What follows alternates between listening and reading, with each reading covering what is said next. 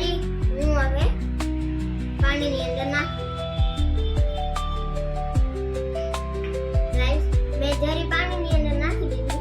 હવે મારા હાથ લિક્વિડ વાળા કરીને થાળીની અંદર નાખી પછી જોઉં છું. જોયું ગાઈસ, બધી જરી આઘી હોઈ ગઈ. અને ગાઈસ, આ મારો બીજો હાથ છે. આ હું પાણીની અંદર બોરીશ અને જોઈશ શું થાય.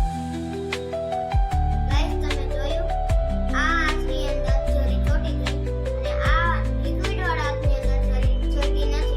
તો આ કેવી રીતના થયું એ તમે મને કમેન્ટમાં કહેજો. અને ઘરે તમે કેવા અખતરા કરો એ પણ મને કમેન્ટમાં કહેજો. તમારી કમેન્ટના વિડીયો હું બનાવીને મારી ચેનલ ઉપર મૂકીશ. અને અગર તમને આ મારો વિડીયો સારો લાગે